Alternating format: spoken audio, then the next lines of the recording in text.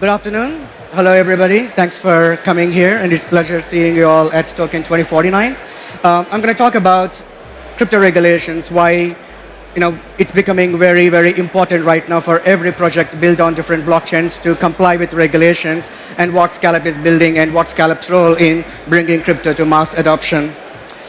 When it comes to crypto regulations, we have why banks and regulators are so reluctant to accept crypto, why they are implying us to follow through so many regulations right now, because, well, if you see all the assets, 7,000, 7,500 crypto assets built on Binance or Ethereum, Polygon, AVAX, Solana, well, all the tokens, people who are holding those tokens are anonymous.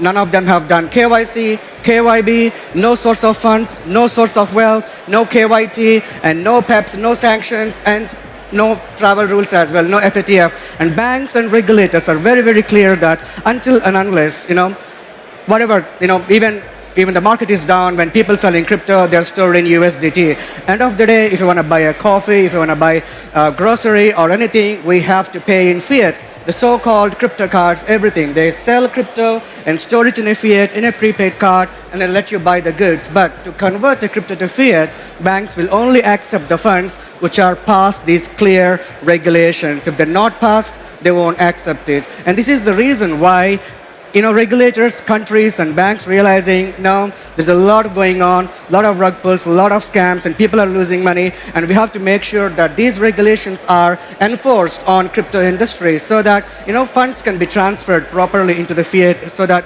people can use them in real-time lives.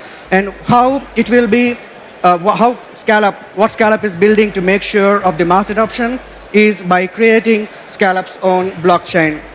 So what we have decided is there is no proper infrastructure exists where all these regulatory checks can happen. So we went ahead and created first ever fully regulated blockchain where the core consensus is equipped with core KYC, AML, PEPs, sanctions, KYT, and FATF modules that if a user wants to open a wallet or do any activities inside this blockchain, it's fully regulated. They have to pass through these steps to do any kind of activities on Scallop chain. And it is built on both Tendermint and, sorry, I got confused with the slides. So it's built on both Tendermint and Ethermint. So we are both Cosmos and EVM compatible blockchain. And the core consensus is equipped with core KYT and KYC AML modules. And the way it works is Scallop chain is, it's a Byzantine tolerance system where we provide different kind of regulatory services. For example, if somebody wants to mint a token on Scallop chain, the token becomes a regulated token. That means a token can only be sent and received between two regulated wallets. You can't send these tokens to other wallets. If somebody wants to build on Scallop chain, they have to go through KYB. The directors have to go through KYC, and they have to have AML policy, compliance policy. It's very much like you walk into a bank and try to open a business account or a personal account. So we literally brought all the rules of banking ecosystem on a blockchain, and to create any kind of activities inside this, it's fully regulated. And what happens, like, as I mentioned before, we are EVM compatible blockchain, and you might ask a question, Raj, can we add Scallop chain to MetaMask? Yes, you can add Scallop chain to MetaMask, but you can't send the tokens from Scallop wallet to MetaMask because Scallop chain don't know the address. So for that, user have to log into Scallop wallet, they have to pass through two-factor authentication, and then they have to click a button called whitelist an address, and then it will ask them to connect to MetaMask or Google Chrome or Coinbase wallet or Wallet Connect, and then they can select the address they want to whitelist, and they have to accept several legal policy, terms and conditions. Then that address will be added to the user identity in Scallop chain, and they can send their tokens from Scallop wallet to the MetaMask wallet. But the tokens are in Scallop chain, in MetaMask, not in other chain. How they move the tokens from other blockchain like Ethereum or Binance to Scallop chain is they have to go through something called substation, which is created by Tendermint for Scallop. These are like regulatory modules based inside the system. So what happens is when a user connects his wallet from MetaMask to Scallop bridge, it will check the wallet for whitelist, whether it's whitelisted or not, and we use chain analysis, elliptic as well inside the system. What happens here is it will check the address up to 100 wallets in the backside for dark web connections, CTF, it got any kind of AML marks, any single hit, the transaction will be rejected. Once the wallet is cleared of all the AML checks, then only the user can move the funds from Ethereum wallet, Ethereum chain to the SCALLOP chain on the MetaMask. And to do all these activities inside the SCALLOP chain, to do the KYC, to do the AML, we use our great partner SumSub to do all these transactions, and we use them to collect the data, and then we feed into the consensus mechanism where we will feed the data into the system and we store it. And we also share the information with the chain analysis, other partners, where we can, well, they know the addresses on chain analysis, and we can aggregate them saying that these addresses belong to this user. It's kind of a data refinement, which can be used in the future for more security and for more things. And also, this is how it looks like. As I told you, on SCALLOP chain, people can log into the SCALLOP faucet, and then they can download the tokens, and then we have the whitelist. This is how whitelist will happen, and that's the bridge where users can move their tokens from Ethereum, Binance, or Polygon, or other EVM-compatible blockchains to SCALLOP chain. And this is a quick demo how it will happen. Users can download SCALLOP wallet, and it will ask them to do all the details. And we have a two-factor authentication as well. Users have to fill the details. Once it is passed, we are using SumSub to verify the data. Once the data is verified, we do facial verifications, KYC, PEPs, sanctions, and everything. We do dynamic checks as well. And once it is all passed, user will get an option saying that congratulations, you have passed, and then he will get a wallet address, and the wallet address happened to have an IBAN on it. We are the first ever project to create a regulated blockchain on which we are offering banking services directly on a blockchain. This is how it looks like. What you're seeing is a crypto wallet on a SCALLOP chain where user got wallet along with an IBAN number. And this is what it is we are providing to the next system. And how it works is, this is the next level. For example, exchanges we're talking about custodians, we're talking about on-ramp, off-ramp people. They can use SCALLOP, they can integrate SCALLOP SDK services, and they can provide banking services directly on the chain to their users. Like custodians, like let's take Fireblocks, Copper, they're the fiat custody. To provide, they are the crypto custody. To provide fiat services, they have partnered with ClearJunction, Siglet, and then we have like BCB here as well. So these guys are partnering with the banks to provide banking services, but they can also add SCALLOP chain, and they can provide fiat custody on the chain to their customers as well. And the way it works is like this. Let's say, let's take an example of a KuCoin. By integrating SCALLOP chain, on the top left side, you can see a USDT, how it looks like. When you click on a USDT, you will see usually the deposit on the right side, Omni, ERC, TRX, your deposit address. Because SCALLOP token is an e-money token right now, when they click on the pound and euro on the right side, they can see SCALLOP chain, and they got an IBAN, and they got the OX address right over there. So institutions like exchanges, on-rampers, custodians, they don't have to partner with banks anymore. They can add SCALLOP chain to their ecosystem, and if the users pass KYC AML already, they can access SCALLOP chain services, which are banking services, directly in their ecosystem. And this makes them not to go through any kind of stringent regulations. By partnering with us, we will take care of the regulations. We will take care of issuing all the banking services to their users. And of course, how we are doing? Coming to the licenses, we are EMD in UK, we are EMD in Europe, we also have a crypto license from Estonia, and we are a full MSB license holder in Canada, and we are the 5th company to have the VARA license in Dubai as well. And we are in process of getting our global blockchain, first ever blockchain license from Anguilla, and we are almost halfway through our international banking license, which allows SCALLOP to provide global IBANs to worldwide customers on a blockchain in a regulated ecosystem.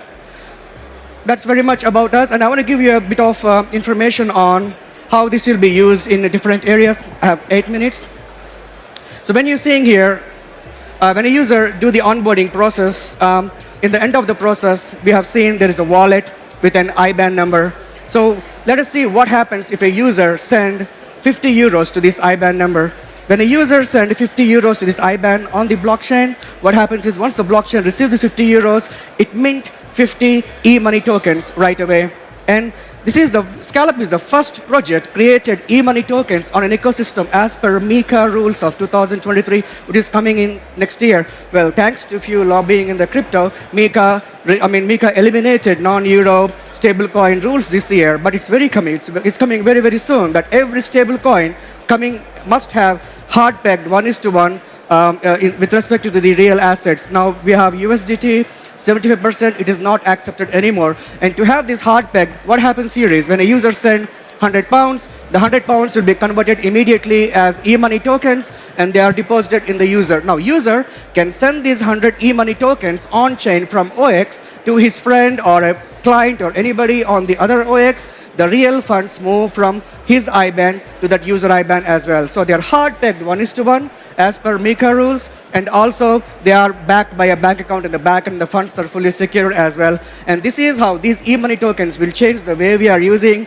Users can settle instantaneously all the funds, and these exchanges can add Scallop chain to their ecosystem and support fiat instantaneously. And even we are a layer 1, we are coming as a layer 2 to existing blockchains like Ethereum. We're talking with some other partners like Bobo Network, Moonbeam, where by adding Scallop APIs, users can comply and get regulated and can provide financial services. I will give you another example. Let's take the travel rule. Travel rule is already implemented in Canada, Singapore, Dubai. It's coming very soon in Europe as well as per MiCA regulations. So what is travel rule is when somebody is sending crypto from their wallet to a different wallet, they have to tell to whom they are sending. I can say I'm sending 100 USDT to Mickey Mouse or Donald Duck, but I mean, they don't ask you who they are. But very soon, they will be asked you to say, submit some proofs or documentation. By having a very detailed data of the username, the user data, and everything, by adding Scallop API into the ecosystem, for example, tomorrow, I say QUANT can add Scallop API, and then whenever a user sending 100 USDT to an external wallet, they can say, oh, I'm sending it to Mickey Mouse. Our API will tell them, hey, that's not matched. And they can change the name. They have to change the name. And that makes them travel compliant as well. So by building on Scallop, you are working as, you are complying with regulations, and we help you to become regulations, and then you can provide a lot of financial services as well. And not just that, how many projects in crypto right now have crypto licenses? Very, very few. Because they build on Ethereum, they build on Binance, they build on Polygon, they build on other blockchains. But building on Scallop, because we do full-fledged KYB, we do KYC, we do all the checks, we help them to have a compliance policy, AML policy. They can share Scallop global DLT license. They can go out and say that, hey, we have a crypto license to provide blockchain services on Scallop chain because we are sharing their license. That makes them to be regulated, that makes them to be compliant, and that makes them to be travel compliant as well. So we are here building a regulated infrastructure which helps businesses. When regulation comes in place in 1 year, they don't know what to do, they don't know how to comply, but by adding Scallop APIs, you can become a regulated institution as well, and then you can provide regulated services. When we have a regulated ecosystem, it opens a new door to provide lots of services on it, like you can do REITs, you can do shares, you can access financial services. If somebody wants to build a prepaid card for their own token, by adding Scallop APIs, now you can issue a wallet, you can issue an IBAN to a user, you can issue a card, and then you can also have your own token listed over there, and they can swap it, they can sell it, and then they can use the card. You can build a neobank on Ethereum. You want to build a neobank for, let's say, Aave tokens or Compound tokens, you can build a neobank just leveraging on Scallop chain. Because we are EVM compatible, even we are layer 1, we are becoming as a layer 2 to all the users. So that's very much about us. And so we are officially launching Scallop Chain Testnet today. It's available on scallopx.com and scallopchain.com. Please go ahead and then have a look at it. Please download our Scallop wallet. It's a testnet. It will take you through KYC, AML checks. Please use it, and then you will get the wallets from Faucet, as I showed you before. You can get I can't go. Yeah, you can from the Faucet, you can get test Scallop tokens, you can get test euros, you can get test pounds, you can get test dollars, and you can move them around. You can have a play, and then we will be launching DevNet next year. Our technology is under audit right now. We are speaking with several big people. Once the audit passes, then we will launch the DevNet, and you can use Scallop chain services. And along with this, thank you very much for the opportunity, guys, and I'll see you soon. Thank you very much.